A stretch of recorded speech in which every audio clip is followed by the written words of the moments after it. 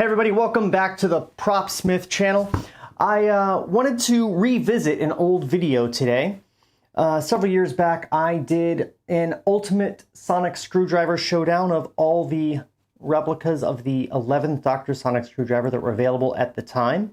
That would be the Rubbertoe replicas, the Celestial Toystore, the Wand Company, and the Character Options toy. Now, to remind you, if you haven't seen the video, or you could just go watch it, the standings were as follows. The CT won the roost, and in a surprising upset, the Wand Company came in second with the Rubbertoe in third and the Character Options on the bottom. However, since that video came out, Rubbertoe Replicas has released an updated version of their 11th Dr. Sonic screwdriver replica. And it's a much more direct competition to the Celestial Toystore, because the Rubbertoe has pretty much addressed just about every issue that I brought up in that previous video with the original version of this replica. So we're gonna stick these head to head and see how they work out. We're gonna use most of the same criteria as before. In this instance, ties will be allowed, whereas I did not allow them before, but that was a four-way matchup. This is a two-way matchup. These are both based on the same original 4 filming props used by Matt Smith. That is confirmed. I have it directly from Nick Roboto that this is based on that, and CT's was always based on that. So what I'm gonna do is we're gonna go through. Sometimes there will be ties, most of the time there will not be. And I'm going to match them up against each other on every applicable attribute. Some attributes from the previous video don't apply anymore, and I'll explain as we go along. First off, we're going to start with build quality. How well are these made? And that is broken up into 2 different categories, which are materials and construction methodology. Looking at materials, they're all very robust materials. Metal, resin, leather. So this is going to be a tie. Right out of the gate, first tie, they're both just really solid, really well made. Moving on to construction methodology. This is something you only can really accurately gauge if you have completely torn these down and taken them apart. And I have. So here's the thing. They are very similarly constructed. The one difference is where this point right here connects. And on the CT, that is a threaded construction. And if you should happen to accidentally unthread it, then that releases this here, which allows this entire front cage to come off. And I did accidentally do that while polishing this up for this rematch. The Rubbertoe, conversely, in that same spot, has a pressure-fitted locking mechanism that you can't really undo accidentally. So for that one change, I give the Rubbertoe the point for construction methodology. Now, moving down to accuracy. Starting off accuracy is material accuracy. That is, are these made of the same materials used to make the props? And for the most part, yes. And when I say the most part, I mean completely yes on the Rubbertoe. Yes, except for 2 instances on the CT. So the CT uses a different sort of vinyl for the center cores. It's a vinyl pen blank material, and it uses a slightly different grade of leather. It's a very nice leather, but it's not the same exact leather. Whereas the Rubbertoe is top to bottom just 100% accurate. So the point goes to the Rubbertoe. Moving forward on these, I'm going to be trying to determine a winner based on which is accurate to more of the filming props. So if something is accurate on one of the filming props, but the other replica is accurate on 3 of the filming props or 2 of the filming props, then that becomes the winner. So we're going to start with the claws. They are both a great shape, and they are both accurate to at least one of the filming props, but the Rubbertoe has this angle right here that matches better on more of the filming props. Additionally, it has the longer slot in the back. The Rubbertoe wins this matchup for the claws. I do want to note one thing, however, and this is weird. I did knock the original version points for this bracket here not having knocked off corners. And what's strange is that this didn't come with this, even though the Rubbertoe website specifically calls out those knocked off corners as a feature of the updated version. So I guess I just didn't luck out on that. Maybe I'll just file them down myself to make it accurate moving forward, just for me. Now, looking at the lens, this one is really way too hard to call. The CT shape is more accurate to more of the props, but the pattern and swirl with the black and white mixed into the green is more accurate to more of the filming props for the Rubbertoe. So, in a perfect world, these two would have a baby, and that baby would be perfect. But I gotta call it a tie, because neither of them perfectly meets the mark. Now moving to the core, 100% this goes to the Rubbertoe. It's got a beautiful swirl pattern in there versus the CT, which has no swirl. It's also a more perfectly straight cylindrical shape, whereas the Rubbertoe has sort of a barrel shape, which is more accurate to the props. So that's always been the biggest disappointment on the CT, and Rubbertoe beats it here. Now we're going to go on to the struts and the cage, and there's a lot to discuss here. I'm going to go as quickly as possible, though. Looking at the Rubbertoe, this was the biggest problem area with the V1 of the Rubbertoe. And it's been 100% improved in the V2. There are no unsightly gaps at all. Everything is straight and perfect. The back edge bevel is very visible, as well as on the struts, the cage and the struts. One thing to note here, at the bottom of the copper struts, there are 2 different methodologies in the original props. One is this step down, which is on the CT, where at this line, it thins out, versus on the Rubbertoe, where there is just a groove there. That is 2 and 2. Each way of doing it is present on 2 of the original filming props. Looking at the rivets on the cage, the thickness of both is also, again, about even. The Rubbertoe placement of the bottom rivet on the struts is all the way at the bottom so that it actually overlaps the bottom edge, and that is not on any of the props. The placement on the CTs is better.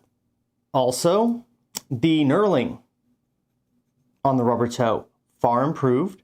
They're both pretty accurate. One small note here is at the top of the copper struts, the CTs is flat, and the Rubbertoes has this nice bevel. And the bevel is present on all 4 of the original filming props. How I missed that lacked feature on my original review, I don't know, but mea culpa here. I take responsibility for that. And I have to say, this little bevel does a lot to make this area feel a lot more elegant.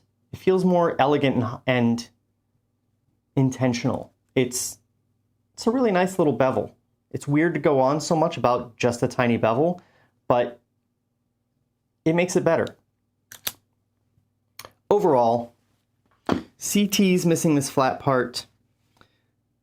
The Rubbertoe has the rivets too low, and everything else is more or less accurate on both. If I have to give one over the other, I'm going to go with the Rubbertoe because there are no gaps here at all. It is so perfectly machined. There's absolutely no wiggle to it. Looking up close at both of them, this seems more premium, more accurate, more correct. So that point goes to the Rubbertoe. Looking at the inner detailing, we're talking about this little copper spacer here and this little upper collar. The copper spacer is in the correct position for both. It's the correct size for both. That's going to be a tie. This upper collar, the CT actually ends up being a little too rounded, and the Rubbertoe is the perfect shape. So Rubbertoe wins that one. Now I'm adding a category at this point for this, which I'm calling the coupling collar. And you'll see, if you look at them both right next to one another, they're vastly different. The Rubbertoe is taller. It has a more pronounced lip. And if I extend them, you'll see that the part of that coupling collar that the strut's attached to is thinner. And I think that's the reason for these very low rivets. Looking at the 4 original filming props, this taller, less pronounced angle to the shape of this is not accurate on any of the props. This piece goes to the CT. Moving down to the black handle. This was always a point of inaccuracy for the CT because this sort of bows out here. See how this comes out? It's a little rounded off at the top and the bottom. Whereas on the Rubbertoe, it's got a nice perfect swoop. This matches all the props. This matches none of the props. Similarly, stitching on the back is more accurate. It's these angled stitches, whereas CT has horizontal stitches that are very nice, very, very tight, but not exact to the filming props. And also his material, as I mentioned before, is not the same leather. They both have the micro switch in the same spot, so that's fine. But overall, that's just a big win for the Rubbertoe.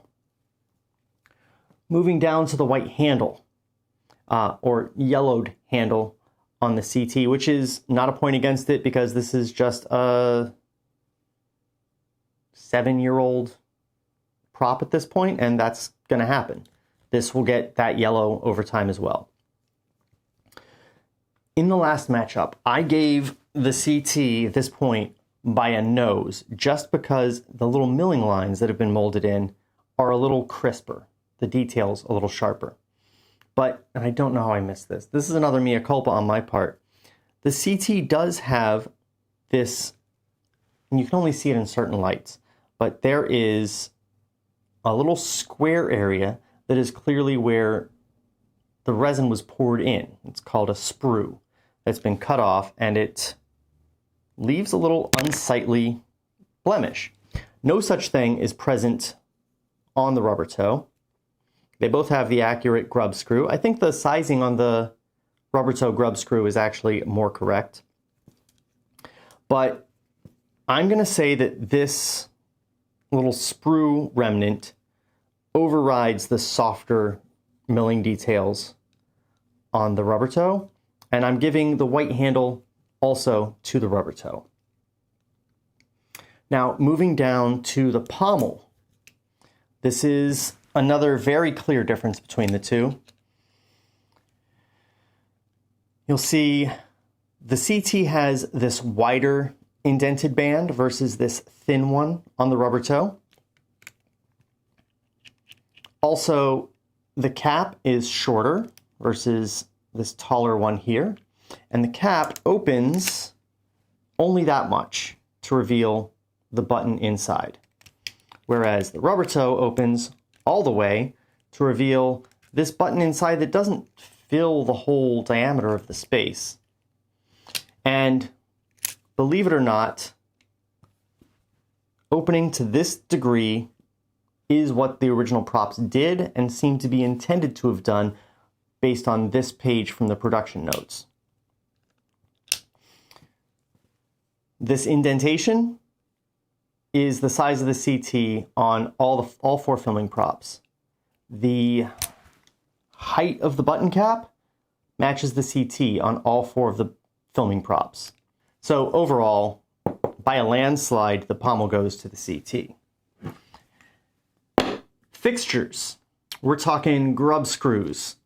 The way these are constructed, all the grub screws that were originally used to hold the original prop together are now just there to recreate their presence. They don't serve any purpose. They're not holding on the lens, which screws on. They're not holding on this collar, which screws on. That's a tie. They all have all of the fixtures in place. On my Rubbertoe, the screws in this upper collar are actually hiding behind these struts, and that's just because that's how the threading worked out, but they are there. They don't need to be visible to be accurate. Moving on to the last category, inaccuracy, overall dimensions. If you have a look here,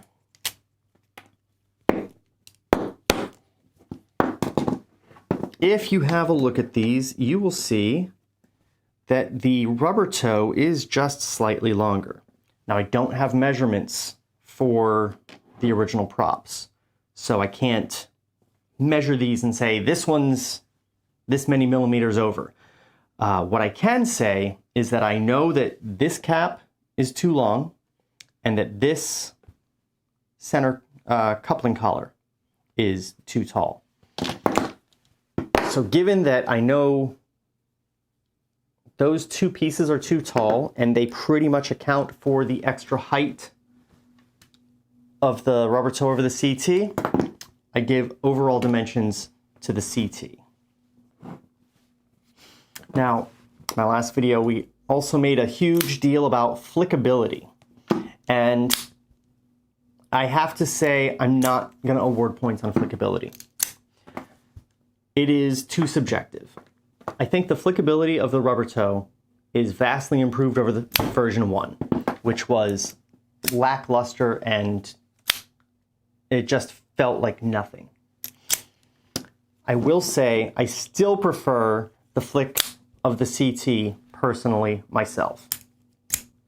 But I did give these to a couple of random people, not random people, my wife and my best friend, who aren't into this kind of thing. I asked them to flick it and tell me what they thought was more satisfying. And they had different answers. They had different answers amongst themselves. Like, I gave them multiple flicks. They didn't answer the same one each time. So I don't think we can count flickability for points. I do still prefer the flickability of the CT. And having taken these apart, I don't understand what is different about them to make that flickability different, but it is. Serviceability. We're going to break that into battery changing and LED access. Battery changing goes to the CT. This unscrews, one battery pops out, pop that battery back in, screw it back up. Super easy. Versus the Rubbertoe, which has 3 or 4 little button cells in there. So you unscrew it, quick and easy, but then you have these 4 little batteries, and then when you put them back in, maybe it's 3. But when you put them back in, the last one you have to sort of balance on there very carefully because the casing doesn't go all the way up. So it's just sitting there on top and you have to, and get it. That's kind of a pain. So battery change goes to the CT. LED access is a tie.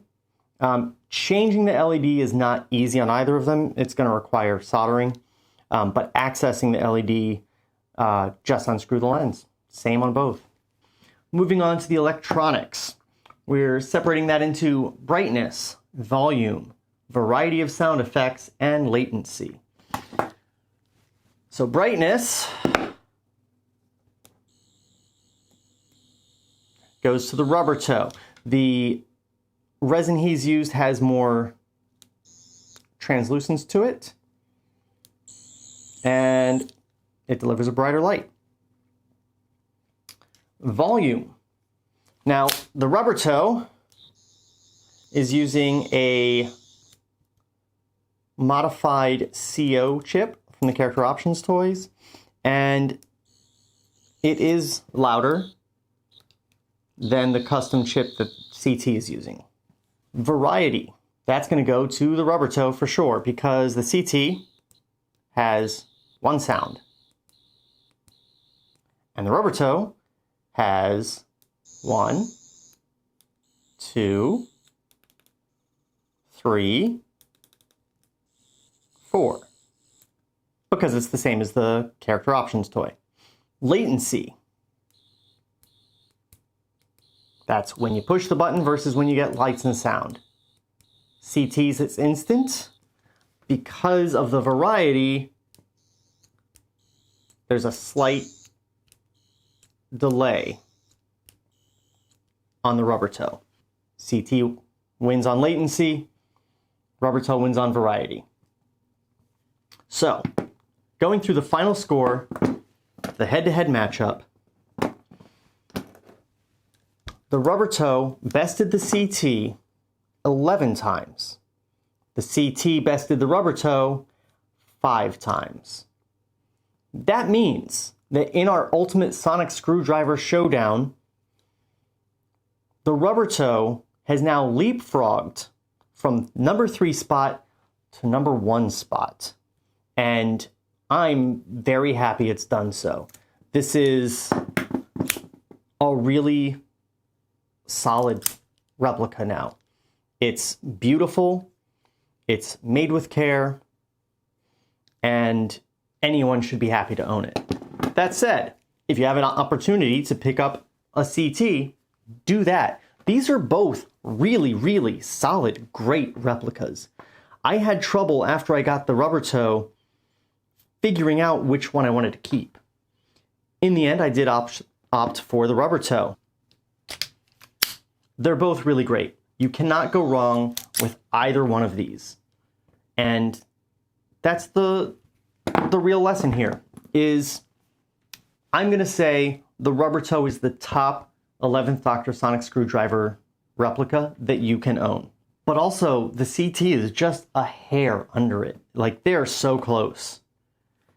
And you'll be happy with whichever one you have. So, if you can pick up one of these, absolutely do it. You'll never regret it. That's it for this video. I will be doing a full review of the Rubbertoe V2, including the packaging, the stand it comes with, all that fun stuff. That'll be another video coming up soon. Watch for it and watch this space for a lot more videos about prop replica collecting in the first place and screen use props as well. You know, the whole deal. Be sure to like and subscribe. Thanks, everybody.